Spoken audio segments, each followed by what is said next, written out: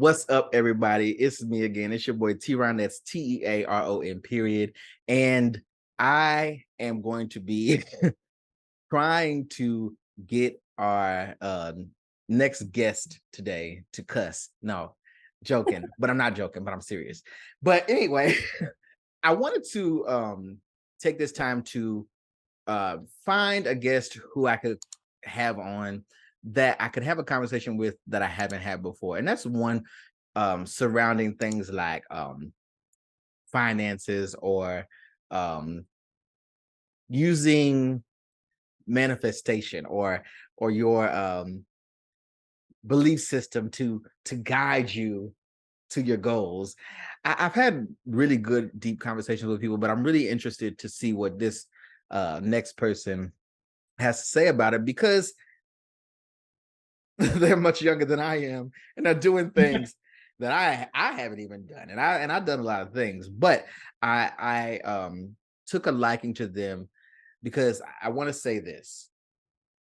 The kind and I told you this, but I want to let everyone know what I said to you. And that is the kind of content that you do is some of the content that I hate the most on social media. And And I know that sounds wild. I never started an interview like this to say, "Hey, I hate your content," but I don't mean you. I Of mean, course.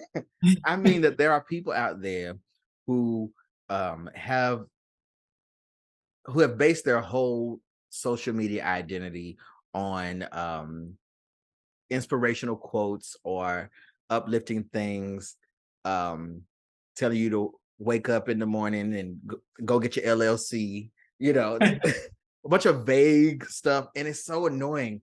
And for me, I think I'm grown enough to admit that a lot of times the reason that that stuff annoys me the most is because I'm not trying to hear it.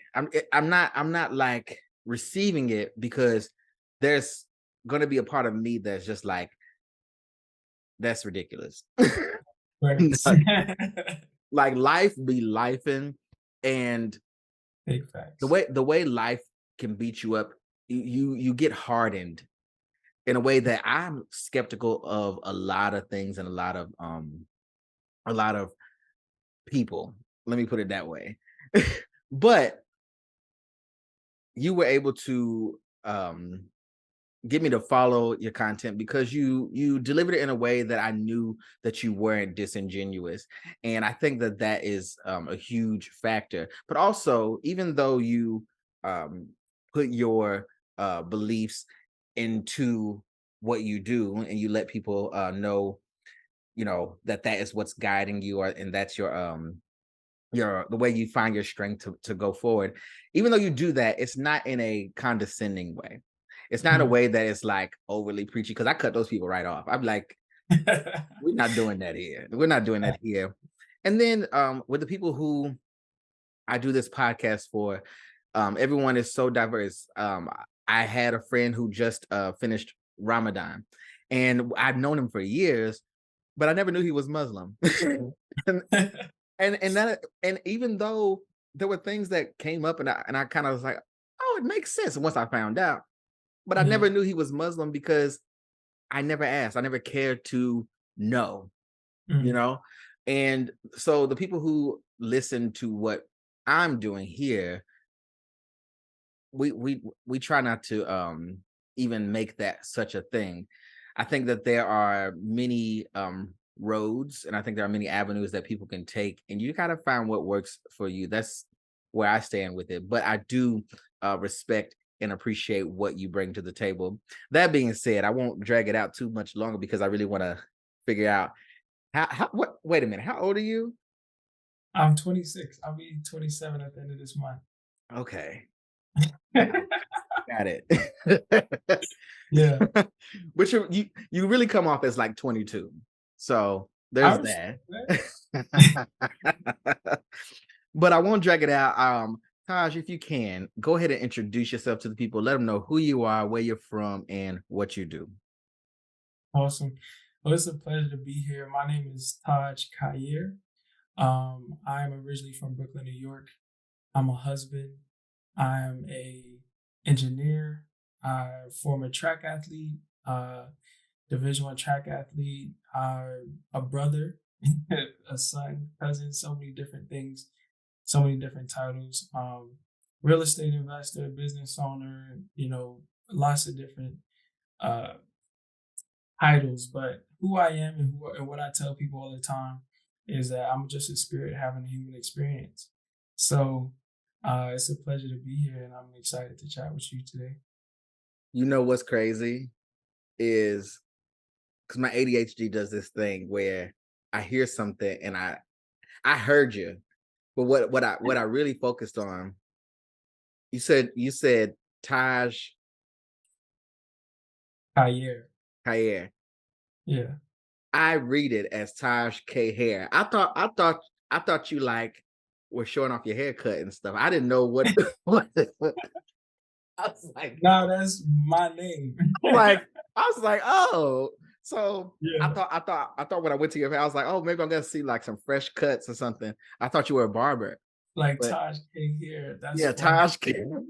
That's dope. I like that though. It's a funny story though. Khair means benevolence, and Taj means it's a crown in like Indian culture.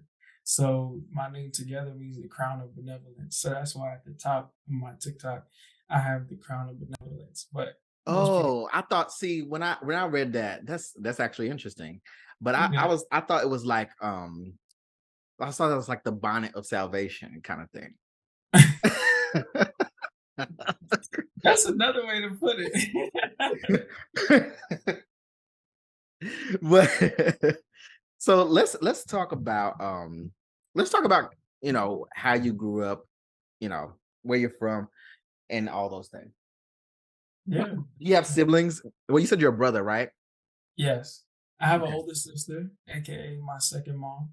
Um, she's I adore her. Anybody that knows me knows that I speak the highest of my big sister. That don't mean we don't fight, we don't argue, we don't bicker, but like she's an amazing human being inside and out. Like she's a new mom, so I'm officially Uncle Taj now Hey, of almost 6 months. So I'm super pumped this about that. this your first niece or nephew? Yes. Yes, my niece. So super pumped about that. And she was a basketball player at University of Illinois. Um, she met her husband there. Like You she love was your sister. yeah, she's super dope. Wow. Yeah, Wow. My yeah. siblings get on my nerves. Wow. Yeah, oh, she definitely gets on my nerves. Don't question that. But she's a dope human And being. then so it was just the two of you growing up? Yes. Okay. Yep. And then So who did you grow up with? Are you from like a two-parent home? How was that yeah. situation? Yep. So grew up with both mom and dad, big sis, and actually something super dope is that I grew up with my grandmother living in the house with us. So Nana, may she rest in peace. As of just a few months ago, she lived and raised us too. So I had three mothers in the house. Three That women, me and my pops. that's So why you yeah, couldn't get away with nothing. yeah, nada. But I tried. I'm So, sure, I'm sure, I'm sure. And yeah, then so where did you grow up? Brooklyn, Oh, best okay. best born and raised. Okay. Yeah. And then how so right now you're not in Brooklyn anymore, right? No, so I'm based in the greater Philly area. Um, I went to school up at Lehigh University, like an hour north of the city. So, got my engineering degree from there, and then not to jump ahead, but one of my old friends from good friends from high school that went to school in Philly. We caught up one day, and that's my wife now. So yeah, Lord. yeah, We'll get into it. We'll get into it. But yeah, so you moved because of school. Is that it? yep. I Okay. And left for college, never went back home.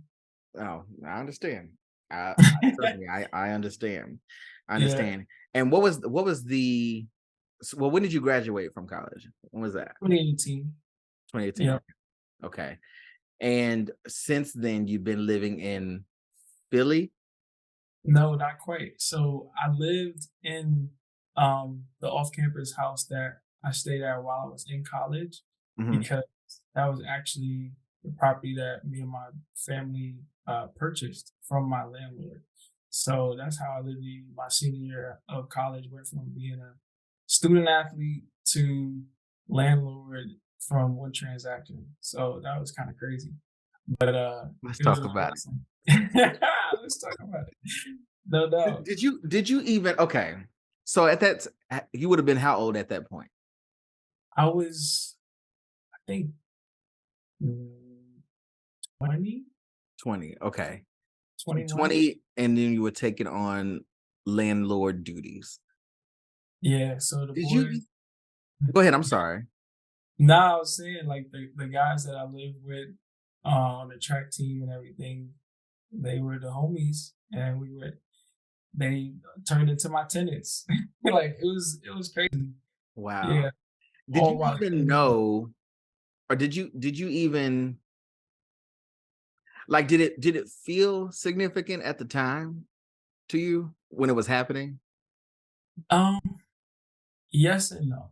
Like, yeah, I knew the blessing that it was at the time because I've always been like a big picture thinker, like long term. Hmm. But for me, it was it was just like I just stepped up to the plate. Like it wasn't like a second thought or like a oh my gosh, like this is my new reality. Like it was just like, yo, this is what we're doing as a family.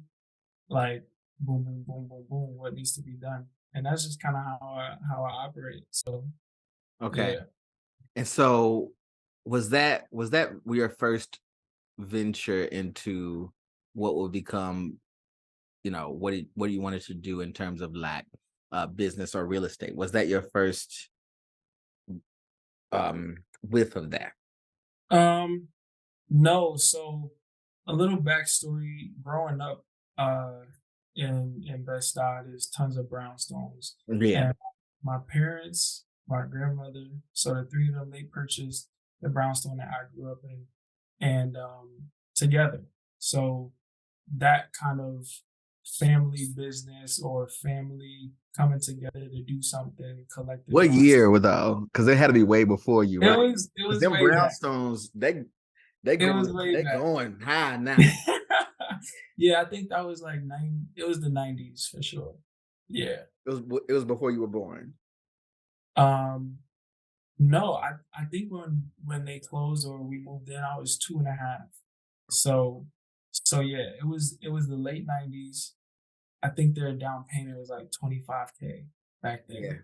Yeah. It was something crazy and they pulled it together and made it happen.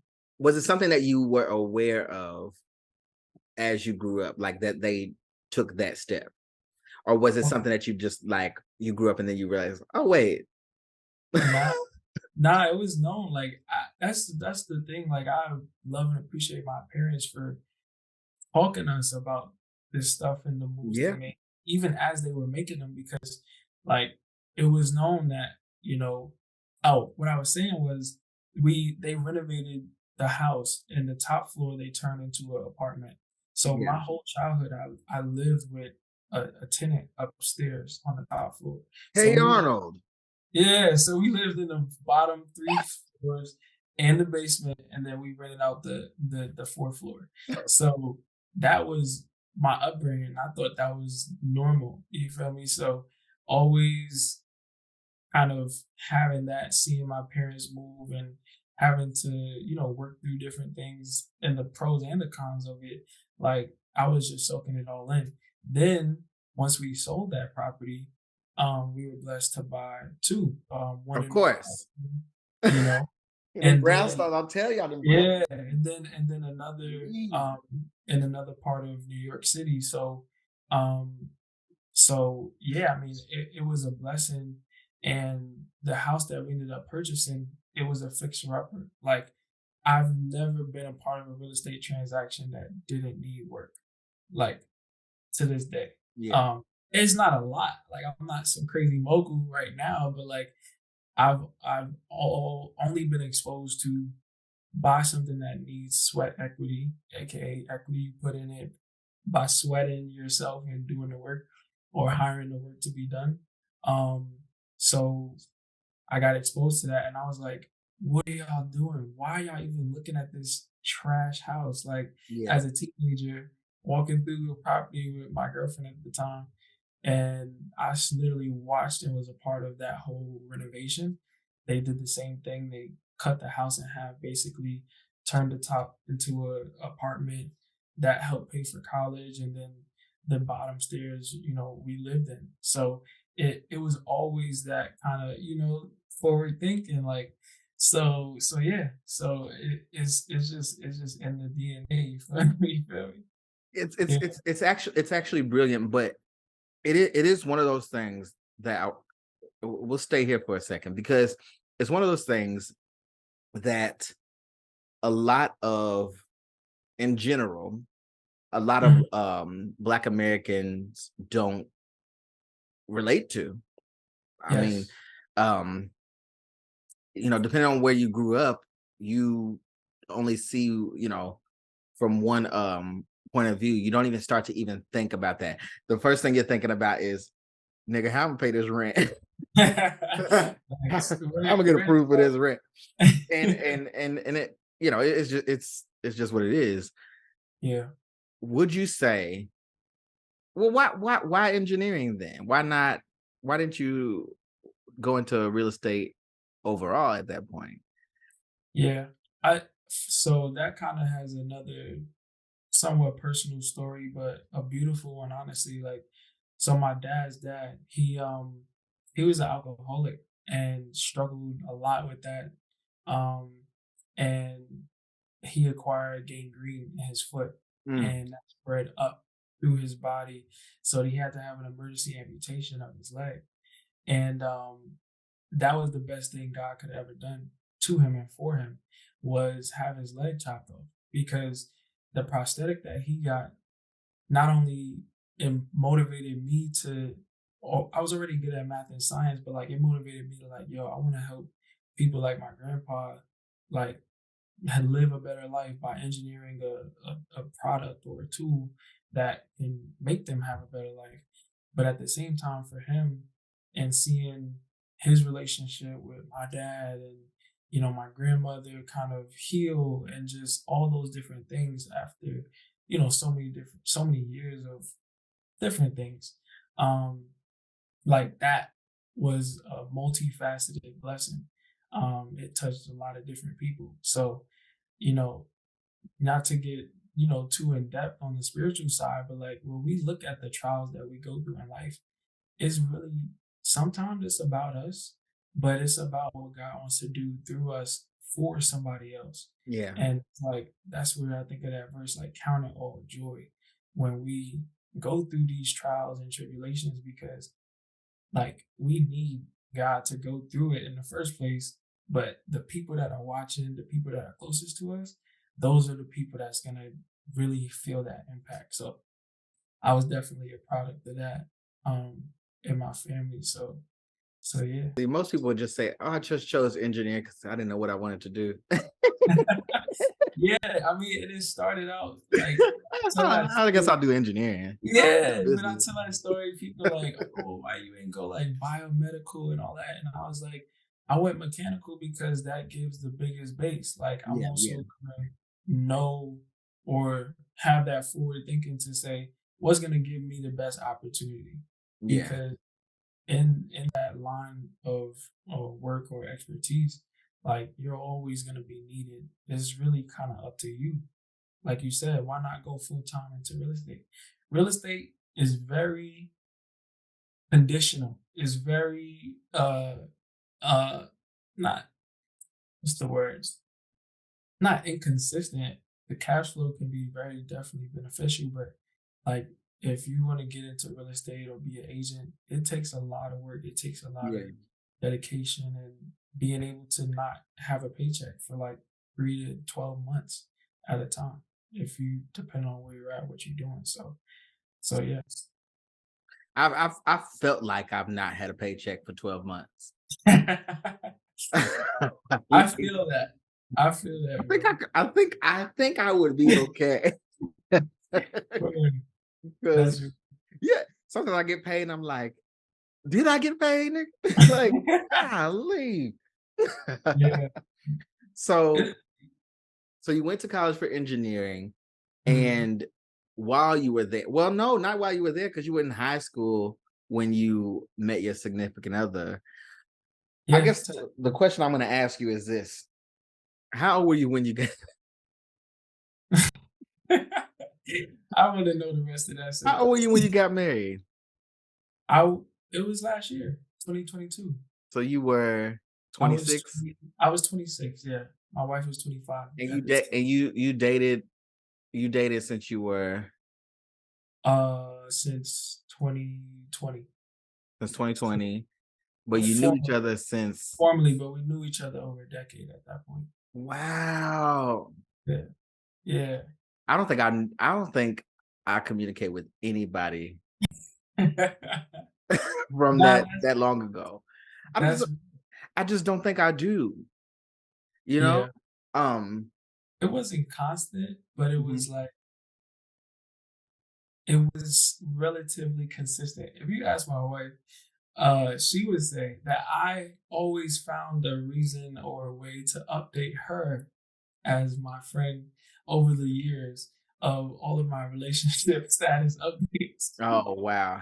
That you So "Oh, I'm I would single now." yeah, I was like, "Oh, I'm in Philly, like, Ah, with my girlfriend," or, "Oh, me and so broke up," like, but I didn't even think about it like that. But I guess subconsciously, I was trying to so keep you all were friends for quite a while, yeah. essentially.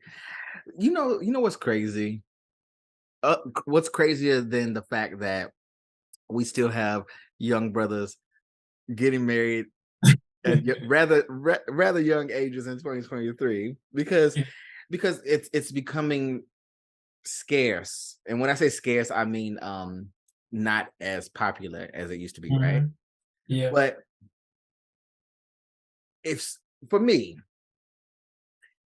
if I'm friends with someone for a long time,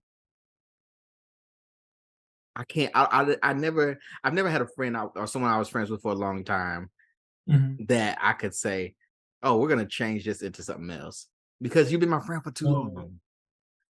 ooh, that's a whole So here's my thought process. give When it I to me. see that, and you can correct me if I'm wrong, but when I see that, I'm like, you were never friends. You were just playing the long game. Low key, kind of, but it wasn't intentional. Because men are gonna So men.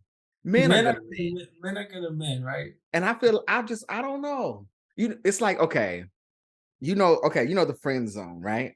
Yes. A lot of people there's this weird some people use friend zone in different ways, right? Mhm.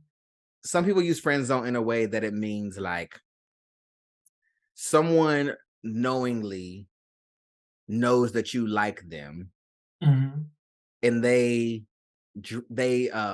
drag you along or take you through and keep you as a friend, even though they know that you want more out of it, which, Right. if you do that, That you're a jerk. And then other people use friend zone to mean in a way like someone is basically put in a place where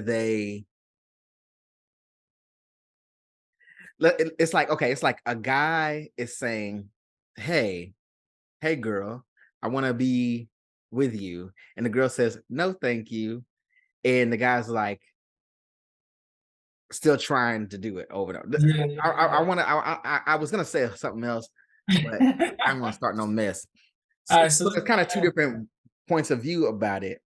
yeah. But when truly you had to fit into one of those, you had to be the guy that was like, okay, I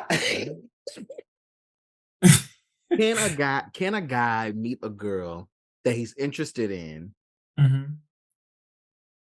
and go from being interested in her to just being friends, or is it always a constant trying to get with you? See, this is the thing. I This ain't trying. I ain't trying to get you in trouble. I'm just asking no, we can really talk about it because the best thing that I ever did because you was chased the hell out that girl. Is what it sounds like.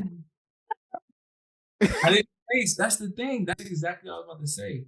When I stopped chasing, not only her, but stopped even entertaining romantic relationships as a whole, Hmm. and actually started to do the work on me to be like, what do I love? What do I even want in a partner? Or because I was that relationship dude, bro. Like I was always in a relationship. Ew. Yeah, ew. Like I was that guy. And it was like, yo, what like, do you even know who you are type of thing? And that's where it Yeah. started to turn into that self-love thing where it's like, if I'm trying to give from a dry place, it's not gonna work. If I don't know how to love myself, how can I truly love you? So before I even go down that road, I'm gonna give Mhm. you a little bit of backstory. So in 10th Okay. grade, Yeah. Tell us how you chased that girl. we did tell each other that we liked each other, right? And that's And how old were you then? I don't know, like 14, Oh, that 15. don't count.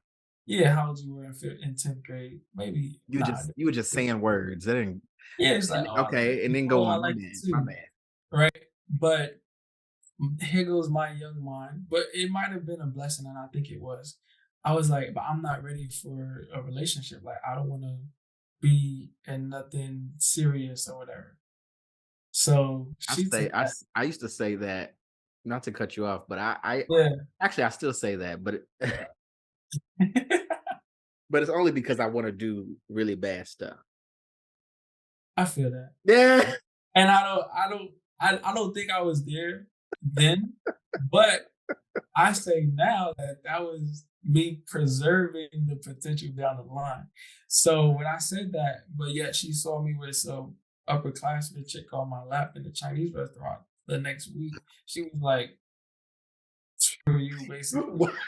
And I was like, "That's not even my girlfriend though. Like she just being fast." Not a Like Chinese restaurant. you feel me? So anyway, that's neither here nor there.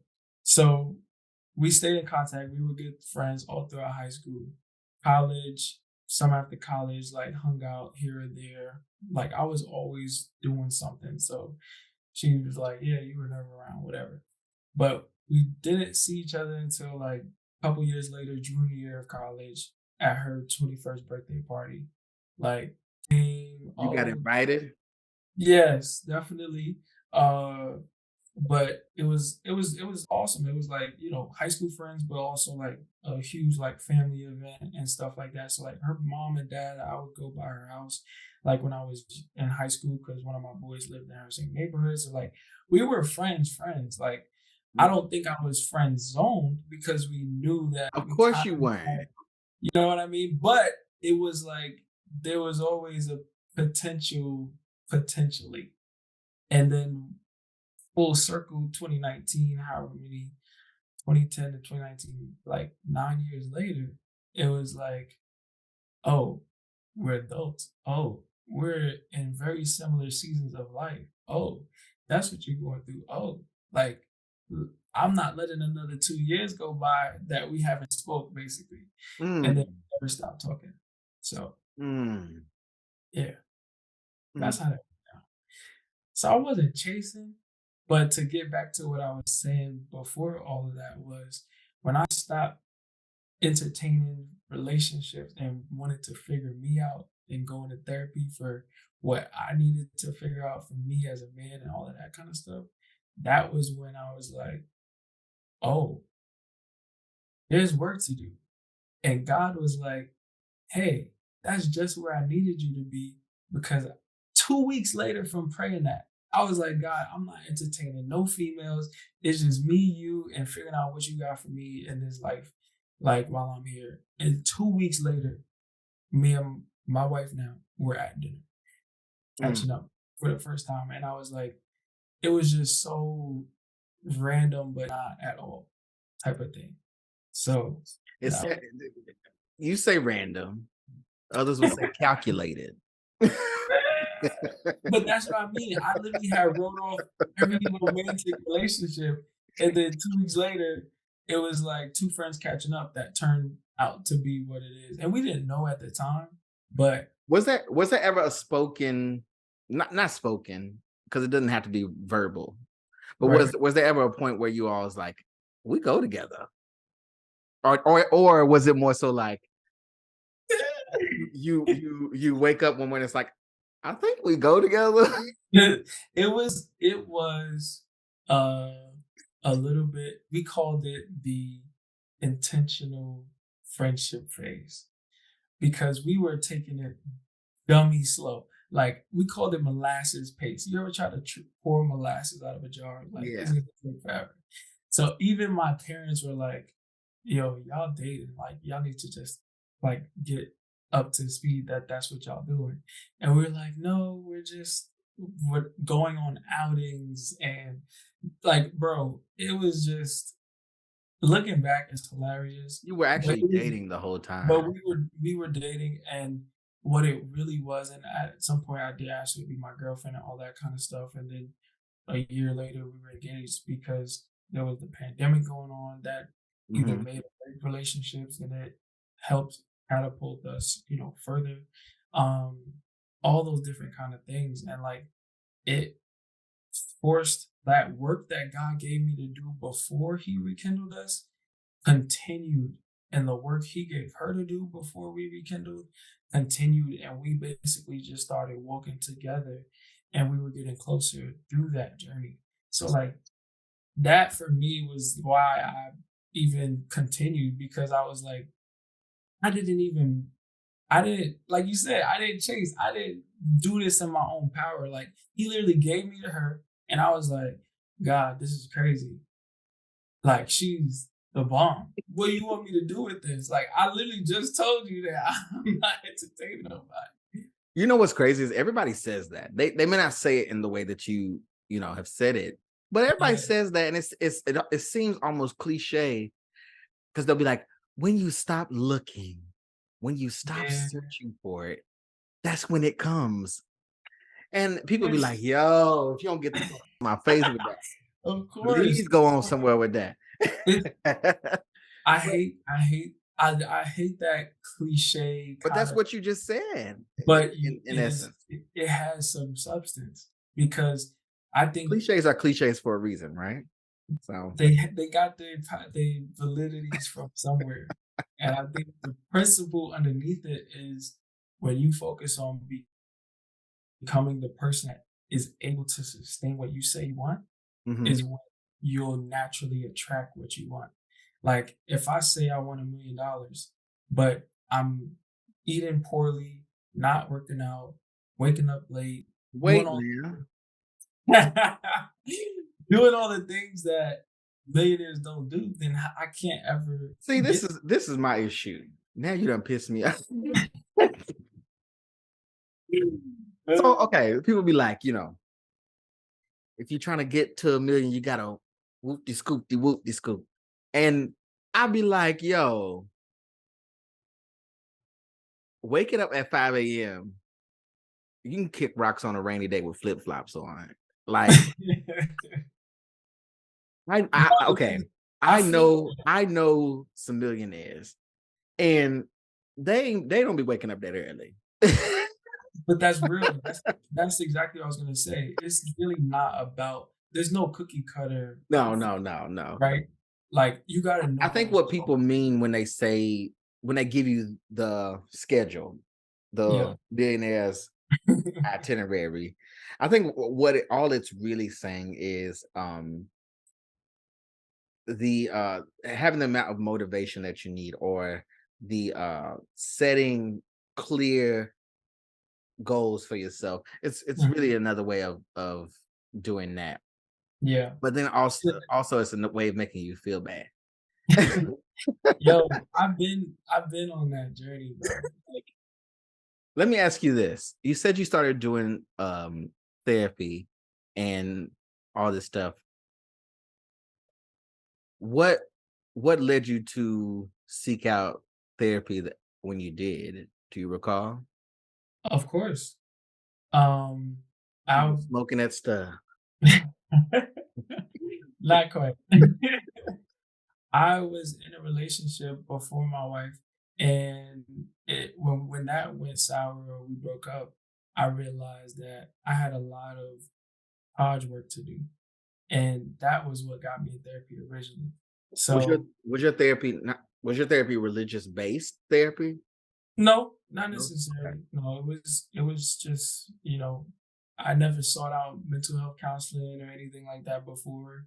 There's like a EAP, employee assistance program through my job, and I was like, yo, I need to set up a meeting. Let me say this since you mentioned it.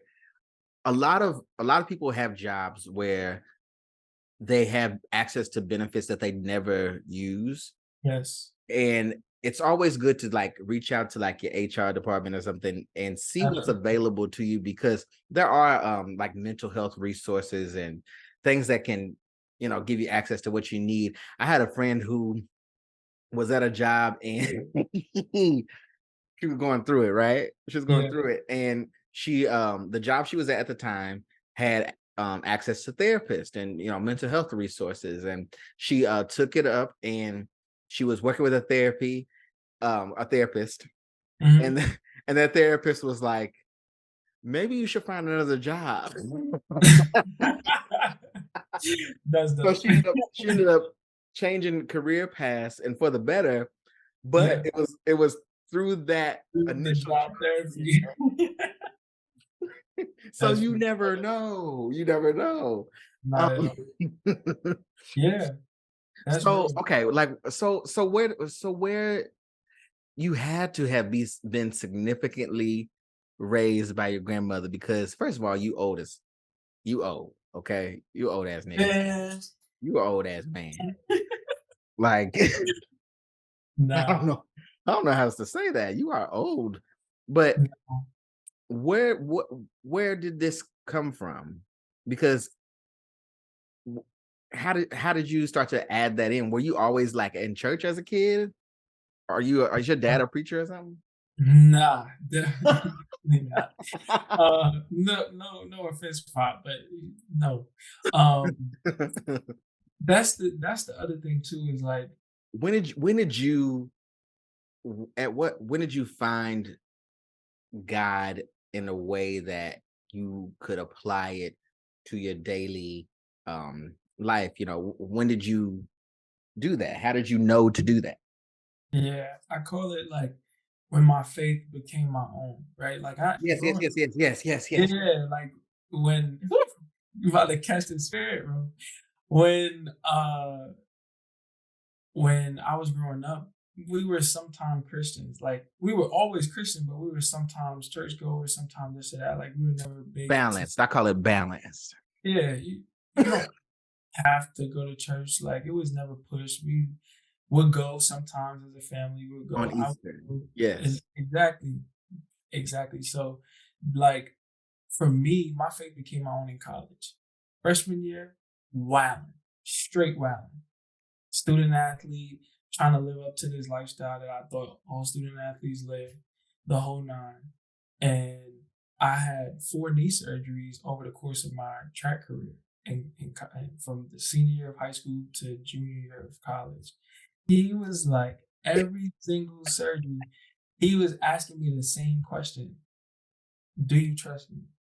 Do you trust me?" Like, can you imagine? And it was the same thing. It was a meniscus tear. Like, I was good. I went through the same thing on one leg, recovery, surgery then recovery, retore a year later, Mm. The same surgery, leg? surgery, recovery, same leg, Mm. recovered, came back, was in training, didn't even get to compete yet. The other leg, Mhm. meniscus. And then again, so 4 surgeries, 2 on each knee, and every time he was like, "Do you trust me?" Having to do the same exact therapy exercises, the same exact, you know, things over and over, and he was humbling me to show me that where he was taking me was so much bigger than the right now that I was trying to live for. And my faith really did become my own, I would say, that freshman after or in the freshman year. And that summer, like I went and took my real estate licensing course. Like I was like, I'm about to like do any and everything to like set myself up for the future, but also like knowing that I can't get there without God leading me because I love thinking about it like this. Like God didn't waste, he doesn't waste anything. So the time, energy, and matter that he took to make you, make me, make whoever is watching this, it's for a reason. And the biggest thing we all struggle with is what's my purpose in life? Like, why am I here? And I still ask myself those those questions. But it's like everybody has the same purpose in life.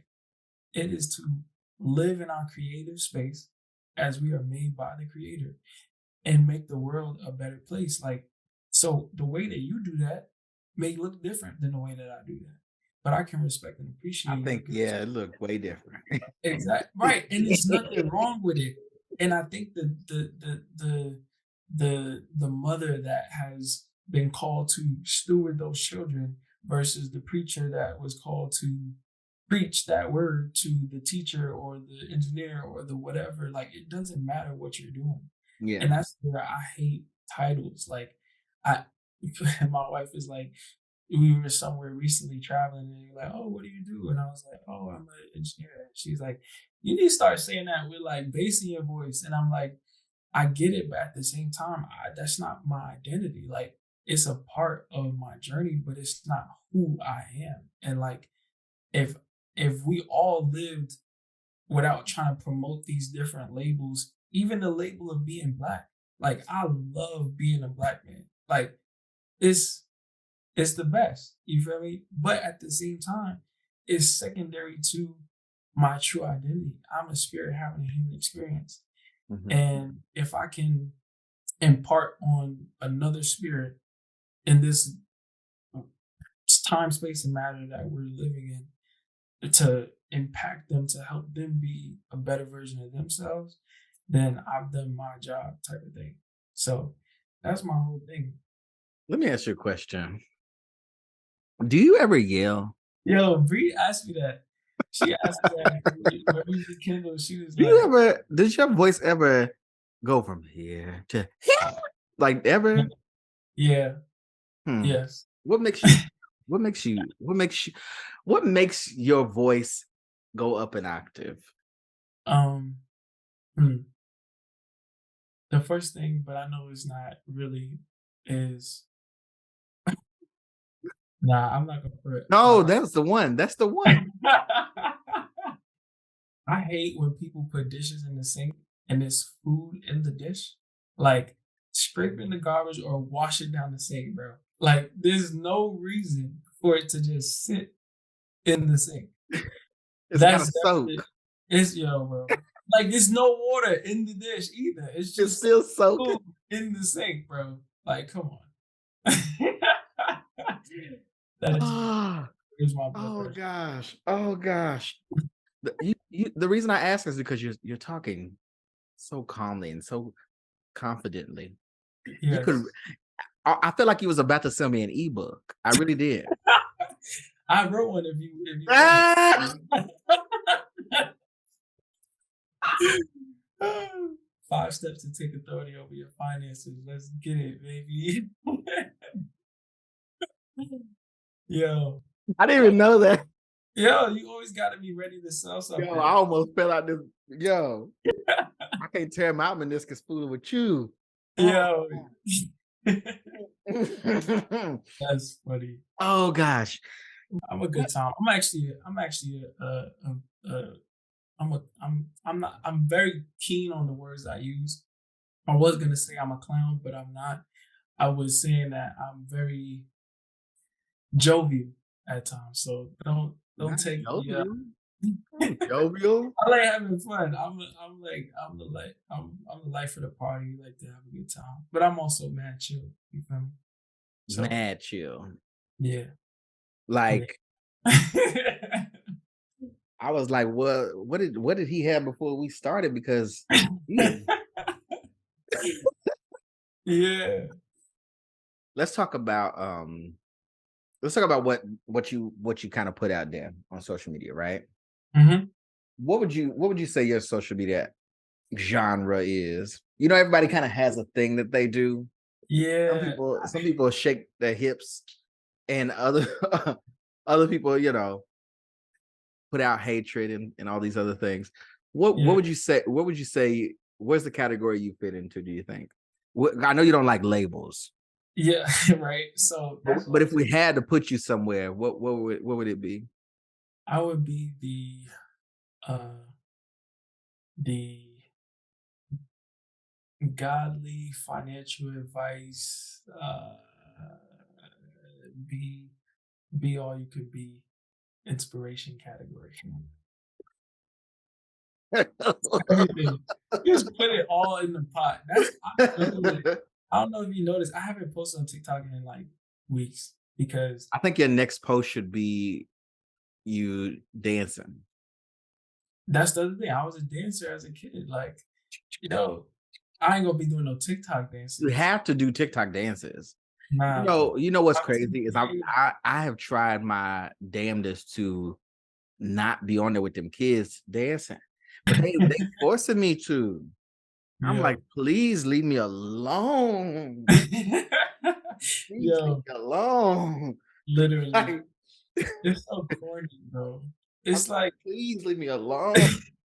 Golly, I don't want to do it, but they put.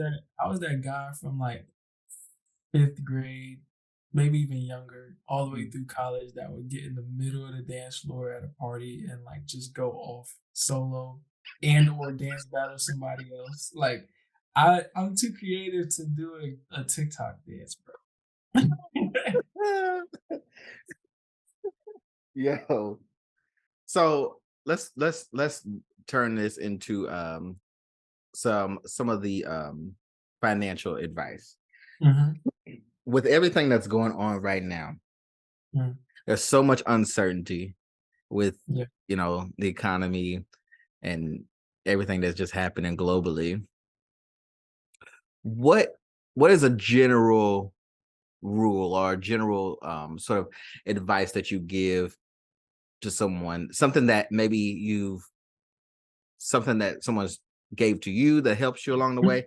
What's a general rule that you like to give? Just one or in general? Just Like just from the one, right? I mean, we can go into some others, but just I would say I would say to avoid debt as much as possible. Bad debt, consumer debt, Mm. because especially with the dollar being devalued or with poor economies, you never want to be caught holding the bag. And if you hold in the bag and your bag is gaining interest, it's just not good. We've all been there, but literally the numbers say 63% of Americans live paycheck to paycheck because I one think thing it's more like 83. I believe it, but Where did I they get guess whatever 63 from?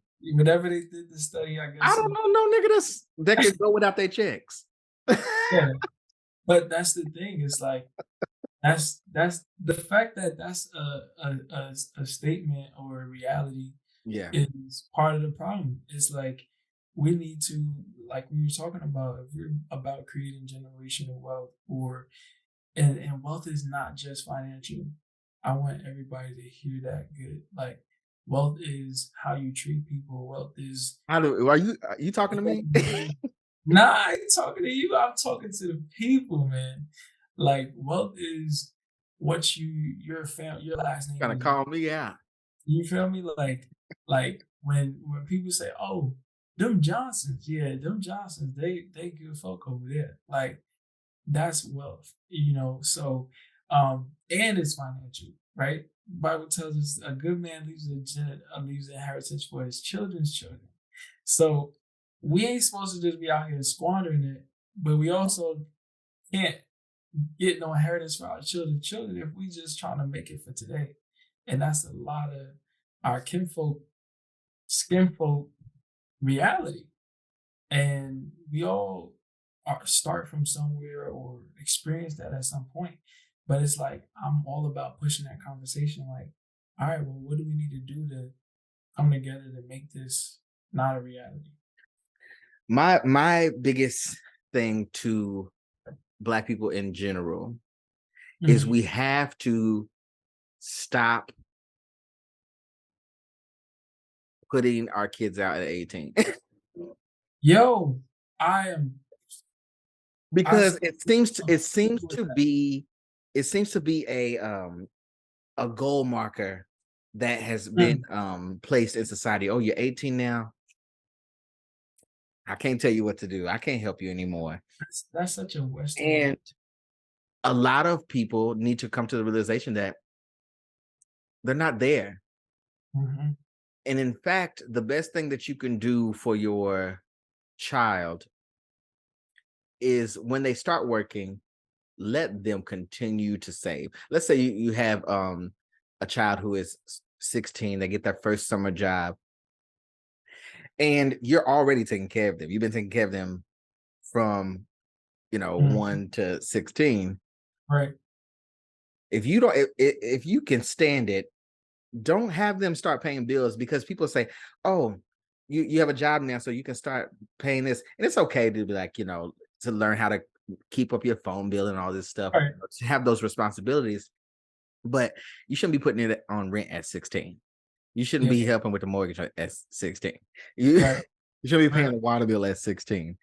And Yeah. the what I think, and this is just me, here's why I'm even going into this, is that I think that a lot of people who give financial advice can be very general in Mhm, what they give out. Um, people who kind of have a special way of delivering. A lot of people who are just really needing the help are like, "Look, I make X amount of money a month. How do mhm. I save $10,000, by this time?" They just Right. want to know the The simplest practical the practical form of, steps. nigga, tell me the steps. And a lot of people don't.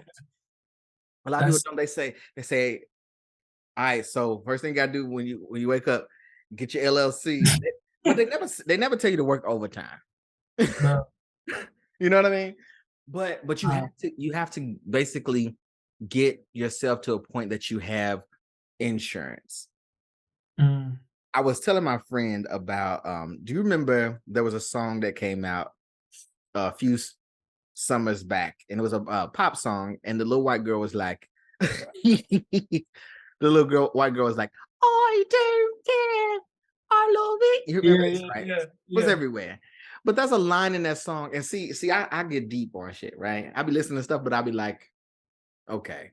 There's a yeah. line in the song where she takes her parents' car and crashes it into a bridge, and she's like, "I don't care," right? Mm. So I dissected that. I said, okay, the fact that your parents had a car to steal Mm. is a privilege. They weren't you. The fact that you wrecked it into a bridge and you walked away from it, you didn't care. You were just enjoying life, right? Yep.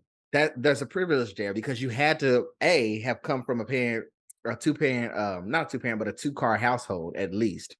because insurance will have you taking risks. And when I say insurance, I don't just mean like health insurance. I Right, mean like a safety net. right. Will have you taking risk that someone else wouldn't take.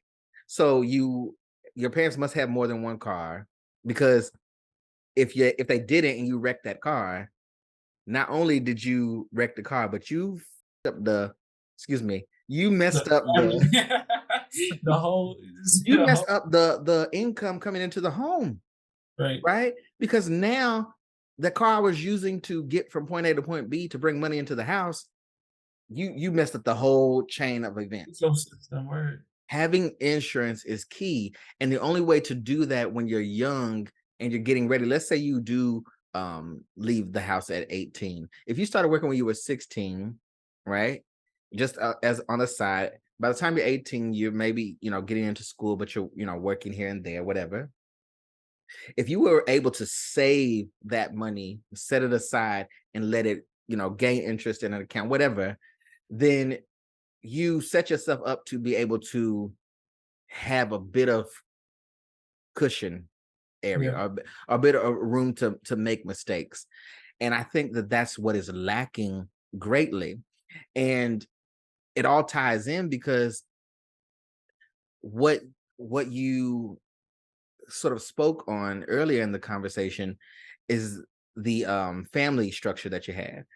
So Mhm. truly you had this support system that allowed you to be able to go and do the track and field, and take the steps that you want to take into college. Somebody had to nurse your wounds when you tore your leg up. Right? So Pay for them expensive surgeries. so acknowledging that you had that foundation Yes. directly relates to the fact that you were able to achieve some of the goals you wanted to. You were able to go on a journey to sort of find yourself. You wouldn't have been able to do that if you didn't have the support system. And Mhm. and a lot of people don't acknowledge that, but it's the truth, is that we all need that. And if you're in a situation where you don't yet have that, or you don't see how you can take simple steps to allow at least your next generation to Mhm. have that, then I think that's a good place to start. I know I said a whole lot. No, I'm tracking with you. I know I Start. said a whole lot, but I say that to really, I want to do my best to take away the negative connotations of nepotism, right? Mhm. I think that there's not enough of it in the Black community because we're so quick to, cut the umbilical cord and, send our kids on their way based on a system that we didn't even have much, say putting in place, right? Yeah. Um, if your kid's not ready, they're not ready. And you're always going to be a parent to, the kid. Starting from the picking out at 18 thing, like, for me, not going back home was a choice, but biblically, that is nowhere to be found. Like, it says, "A And why 18? husband shall cling to his wife and leave his father and mother." No other reason. Like, I think my man Isaiah was, like, 40 years old when he got married. That's when he left his parents' house. Marriage was never something. Bible will be having you have a whole family at 13. So I don't. I mean, it depends on what you're looking at, you feel me? But it's true, like, there's nothing. Let's just think about it like this logically. From a, again, generational wealth standpoint, how can a child build generational wealth if the parent says, "Start where I started, and everything that I worked up towards, The I'm shit. gonna get from you"? That Bruh. makes no sense. That It's like makes it's like it's like absolutely all the stuff that's got me struggling today. I'm gonna have you do the same stuff. absolutely. No, That's the biggest reverse of a gift to a child. Like, I think of it like this, and I acknowledge it, and I tell my parents this all the time. I'm like, y'all started from, let's just call it zero, right? mhm. Y'all grew up poor and didn't know you was poor. Y'all just was happy and fed and loved on, right? But what y'all done in y'all lifetime so far, y'all have allowed us to start at 30. Mm. Let's call it 30. So now if I'm starting at 30, it's bound that my kid's gonna be starting at 60, if not more, based on the starting ground. And that's why privilege is real in black, white. It don't matter the community, but we need more Yeah. black privilege in our families because, again, like you said, I was super privileged to have a two-parent household, people that loved and supported me, pushed me to literally do whatever I wanted. Like, that is a gift that Mhm. not a lot of people have, and I acknowledge that. So when you ask, like, "Yo, why you so, like, mature or whatever?" Oh, yeah, You old. That's what you you said. definitely old. Like, bro, it's cause where I see my kids and their kids starting out, it's like so much further from here that everything that I've done up until this point, I'm like, bro, this is just the beginning. And I realize that that's not everybody's story and case. Yeah. And that's where for me, it's like, as I go on this journey, I do want to share. I do want to give that practical knowledge that's like, yo, you're here, boom, do this, this, and this.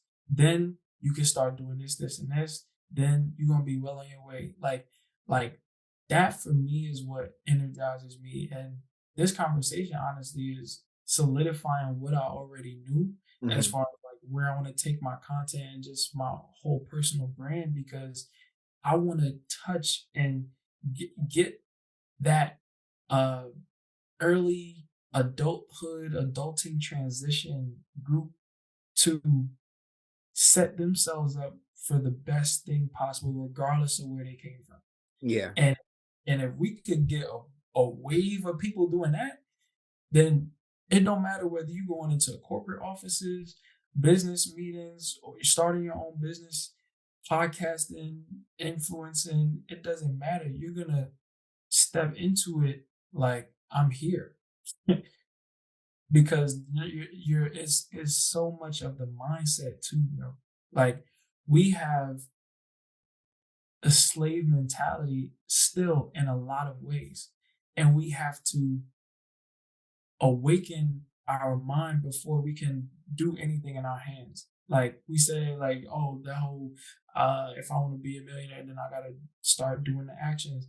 Look, the first book of the Bible, it says to is three things: be, do, and have. If if we want to have certain things, we have to do the thing that's necessary to have that thing. And if in order to do it, we got to become a person that does that thing. So if you want to have whatever it is in your life, it requires a certain amount of action, and you're only going to take that action until you become the person that's able to do it. And the question then becomes, how do I be? And that's not Ebonics. I take that from one of my mentors, Myron Golden. How do I be, aka just be the person that is able to do the thing that is then gonna have the stuff. So, and there's nothing wrong with wanting stuff.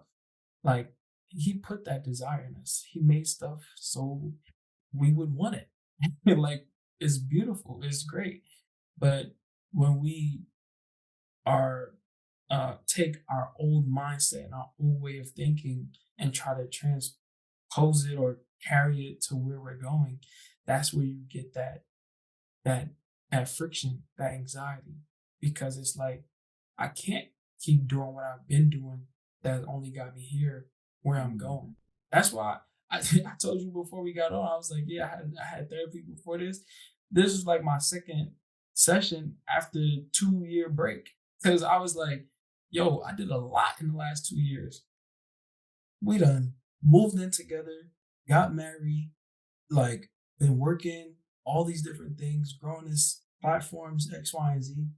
It's like, hold on, where I'm going, I can't keep carrying these old ways and habits and mindsets. Yeah. Like I gotta become that person that I see in the vision of the future, but I gotta start implementing and living that now. So I'm with you. Nepotism in the Black community needs to be increased and promoted. There's nothing wrong with. If I literally looked up the definition, it is Mhm. privilege or having a close tie to somebody in an arena that you want to get into. That is called networking. That is called Yeah. all of corporate America. That is called knowing people that know you that know there's an opportunity You and literally There's literally nothing that you can do at this point in, you know, evolution or just mankind's existence. There's nothing new under the sun. And so there's nothing that you can do without knowing someone or without having a connection. That's just the truth. Anything that I've done, and I've done a lot of things where a lot of people would be cheering me on for or saying, "Oh, you did this." That's so. To me, I'm like, I ain't done anything, but but it's only based on relationships, based Mhm. on who you know, how you are to those people, you know? Yeah. And I would bank more on that than anything else. Because there's a lot of people in a lot of positions of power based solely on they don't know shit. I'm gonna have to bleep that out. They The don't know competency is they don't know anything. yeah, And they are just they're six yeah. six It's figures a real, year, just casual. But it's making like policies over your life right, and have zero. This is why you see a lot of, you know,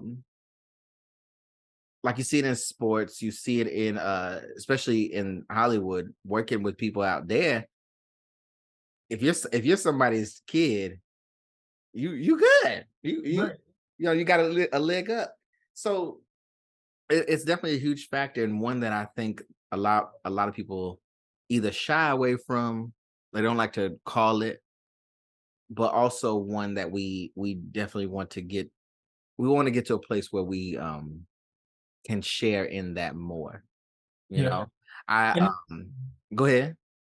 know what I'm saying? It's happening. Like I think now there's so many business owners, creators, like you name it, engineers, Yeah. doctors that are looking out for people that are, you know, putting people on. But at the same time, you got to be willing to put in the work because so Yeah. many, especially in the Black community, when you stick your neck out for somebody and you work so hard to get to that place wherever it is, and then you vouch for somebody and they don't pull up or pull through or whatever the case may be.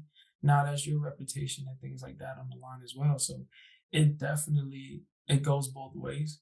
Um, but yeah, I just wanted to add that. Add that. With me, it's never gonna be my reputation. If I set you up, because this how I move. See, Right, I done right. figured it out. I Go done on, figured it tell out him. later. Go on and tell him. If I set you up, let's say I say, Taj, I there's this gig coming up. You got to be there at 9 a.m. Blah blah blah.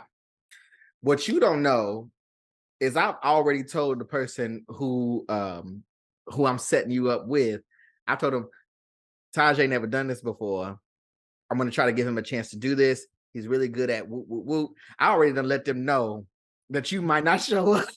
Right, right. Not only have I done that, I also gave them a backup plan just in case you didn't To show up. the So that way there's no surprises because it right. because it doesn't paint the person in a bad light. It's basically us coming in all with the understanding that this is new to them. Mhm. However, they have this skill set. Let's give them a chance, and you're vouching for them. But at the same time, you ain't making yourself look bad because what y'all not gonna do. That what you ain't gonna do. For real. That's a So fact. when you don't show up, it's just gonna look silly on you. That's how I do it. Again, insurance. You got that contingency plan. You always ready. You see how that Always ready. boy, you are something. You are something. You are something else. But that's what it is, insurance.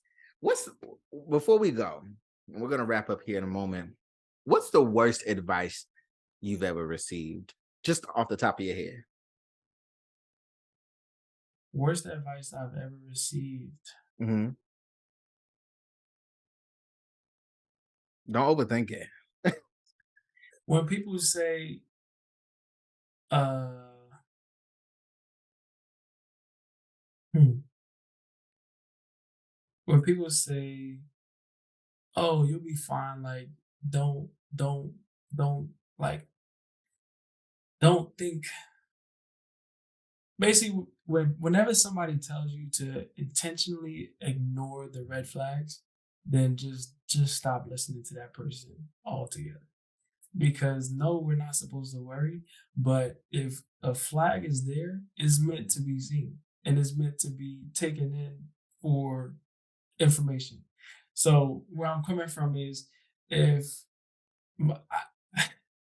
there was some people that would go like cliff jumping in college, right?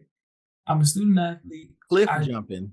cliff jumping, like Okay. jumping off of a cliff So there were into some people that wanted to go cliff jumping. it. It was like, oh, don't worry about it. Like, it's not that deep, or the rocks aren't like right at the edge, or whatever the case may be. And it's like, you're telling me not to acknowledge these red flags that are in front of my face.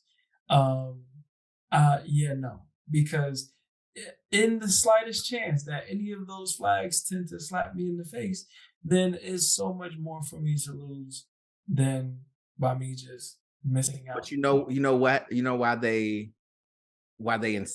suggested it? Mm, Because they had more insurance than you. they did. Probably. It I mean, was, I don't care. That was what it was. it's I the mean, and truth. some of the people that I know didn't have insurance, I But was but like, "You but sure you you know wanna what I do mean that?" by that. You know what I mean by that. You know, Uh, it's like you know in your mind that it's like nothing can go wrong because the worst that can happen, like they already got it figured out. Like, oh, that's fine. Like yeah, it's fine. that's I think that right there is probably the bigger, takeaway, is whenever somebody says, "I have it all figured out, don't worry," be worried, because nobody has it all figured out, bro. Like, the worst that can happen is you will die, and I don't think you have insurance for that. Yeah, Like, yeah, it's you really gotta be smart, and it's something silly with cliff jumping, but even in relationships, we all ignore flags. Let's be real. Even in business partnerships, or that new get rich quick, or make this money, flip this bag, XYZ. Like, come on, bro. The best bag is the long term bag. yeah. Of those. So just be smart, and be wary of people that got it all figured out, or be wary of people that need you for their plan to work. If it's that bulletproof, you wouldn't need me. Listen, if you knew it, you'd already be doing it, right? Do it. Exactly. Facts. As we wrap up here, what's the best advice you've ever received? As long as you are submitted to God's authority, the assignment that He's given you will always be submitted to you. So, whether that's big or small, no matter what aspect of life, if you are submitted to God's authority and what His sovereignty over your life is, then you're gonna have that same dominion and sovereignty over what you're called to do. That's my biggest thing that I take with me. I like that.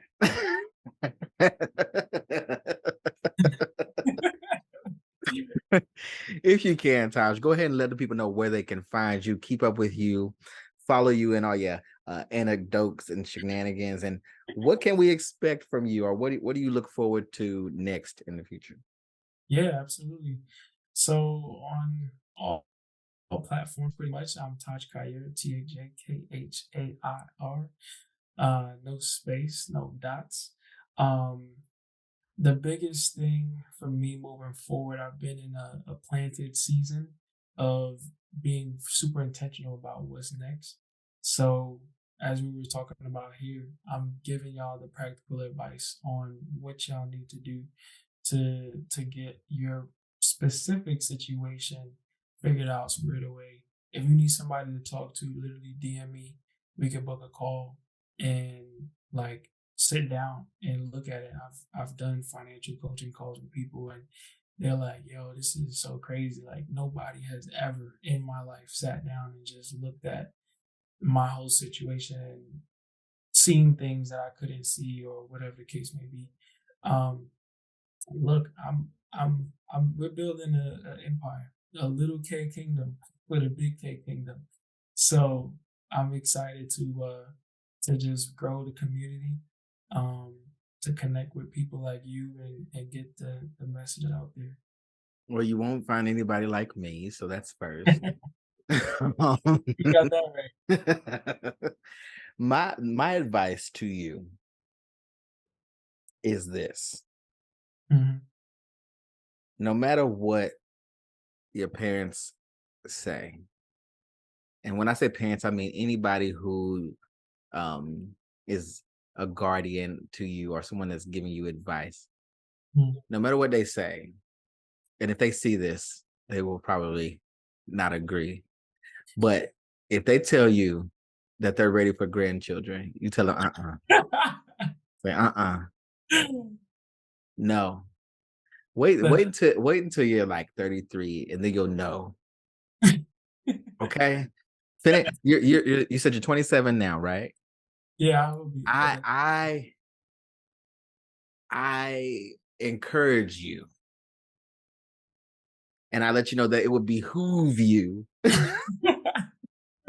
Go ahead. You're already almost done with the 20s, right? Go ahead and Yeah. finish those out like this.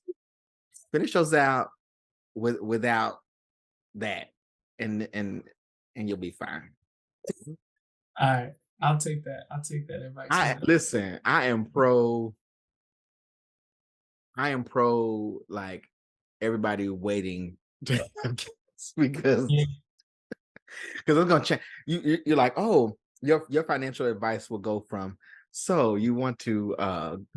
go ahead and all that shit's out the Right. window. You're gonna be like, so here's what you gotta do to get save up for these pampers. I'll be asking like, "Yo, so how can I do this, y'all?" That's real. So that's my advice to you. I Um, got you. as we head out here, you all know how you can find me. I'm at TeaRon World on Instagram, but you can also follow the podcast, Ubiquitous Blacks, on all social media. And if you have any questions, comments, concerns, advice, you just want to share the love, you can email us at ubiquitousblacks@gmail.com. If you are listening to this on Apple Podcasts or Spotify, go ahead and leave a rating, a review. Um, if you're going to leave a rating, all I ask is it a 5-star rating? If it's not 5 stars, usually there's going to be a X button somewhere or a way for you to close the app and just don't even bother. Okay. Okay. And take that on somewhere else. That's all I ask. Yeah.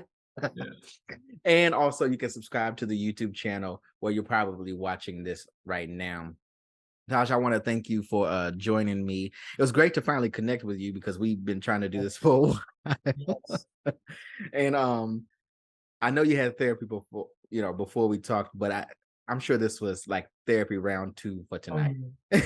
This is the icing on the cake. Whether you are black in Phuket, not fuck it, Phuket. Phuket, Thailand, Or you're black in Brooklyn, New York. remember, we are black everywhere. Period. No doubt. Mic drop. I'm out, everybody. Thanks, Taj. Peace.